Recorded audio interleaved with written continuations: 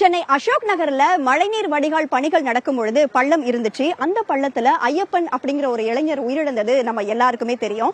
அந்த வகையில அந்த பள்ளம் இன்னுமே மூடாம வச்சிருக்காங்க. களத்துல இருந்து நம்மளுடைய செய்தியாளர் ஆனந்தன் இணைஞ்சிருக்காரு. என்ன விவரம் அப்படின்னு நம்ம அவர்கிட்டயே கேட்டுக்கலாம். ஆனந்தன், அந்த பள்ளம் இன்னும் மூடப்படாம இருக்கு. அந்த சாலையில ஆயிரக்கணக்கான வாகனங்கள் போயிட்டு வந்துகிட்டு இருக்கோம்.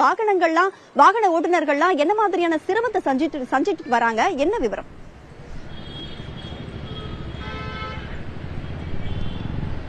ராதா, அந்த சம்பவம் நடந்த பிறகு இந்த பணி நடைபெறுகிறதா என்ற மிகப்பெரிய ஒரு கேள்வி இருந்து தொடர்ந்து நம்ம நேரில் பதிவு செஞ்சுட்டு வர்றோம்.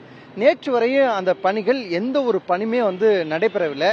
ஆனால் இன்று அந்த மழைநீர் வடிகால் கால்வாயில் இருக்கக்கூடிய கழிவு நீரை அகற்றக்கூடிய பணியை தற்போது செஞ்சு கொண்டிருக்கிறார்கள். அதற்கு முன்பாகவே யார் இந்த பணியை செய்யறாங்க, இந்த பணியை மாநில நெடுஞ்சாலைத்துறை பணியாளர்கள் செய்கிறார்களா இல்லை சென்னை மாநகராட்சியுடைய பணியாளர்கள் செய்கிறார்கள் என்ற ஒரு கேள்வி இருந்தது. இவர்களிடம் கேட்டால் அவர்கள் கூறுவதும் அவர்களிடம் கேட்டால் இவர்கள் கூறுவதுமாக மாற்றி மாற்றி இதுல ஒரு அதிகாரிகள் மாற்றி சொல்லிட்டு வந்தாங்க. ஆனா இந்த நிலையில தற்போது மாநில நெடுஞ்சாலைத்துறை அதிகாரிகள் இப்பொழுது இந்த பணிகளை செஞ்சுக்கிட்டு இருப்பதாக ஒரு பேனர் வச்சுட்டு இந்த பணியை தொடங்கியிருக்காங்க. ஏன் இந்த பணி காலதாமதம் ஆகுது அப்படின்னு நம்ம பார்க்கணும். நீங்க பார்த்துக்கிட்டு இருப்பீங்க, அந்த புறம் சாலையில இது 100 அடி சாலை, மாநில நெடுஞ்சாலை. அந்த புறத்திலிருந்து குறிப்பாக இந்த சைடு கொண்டுட்டு வரணும், மழைநீர் வடிகால் கால்வாயை கொண்டுட்டு வரணும். அந்த பணி தொடர்ந்து நடந்துகிட்டே இருக்கு. ஆனா இப்போ இதுல கொண்டாந்து இணைக்கக்கூடிய பணியில காலதாமதம் ஏற்படுது. இதுல பல்வேறு லைன் போகுது. ஒரு கேபிள் எடுத்துட்டு போறாங்க, இபி லைன் எடுத்துட்டு போறாங்க, மழைநீர் வடிகால் கால்வாய் ஓரமாக போகுது. அப்படி கொண்டு வந்து இணைக்கும் போது காலதாமதம் ஏறக்கூடிய நிலை இருக்கிறது.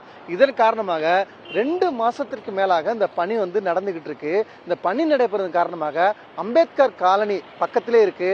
அந்த தெருவில் வரக்கூடிய மக்கள் மிகுந்த சிரமத்திற்கு உள்ளாகி இருக்காங்க. அது மட்டும் இல்ல, நீங்க கேட்டது போல இது 100 அடி சாலை.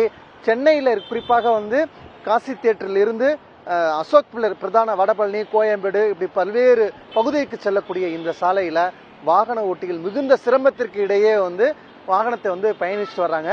மிகுந்த சிரமத்திலிருந்து இப்போ அந்த ரோட டைவர்ட் பண்ணி அமைச்சிருக்காங்க, ஒரு வழி பாதையா மாத்திருக்காங்க.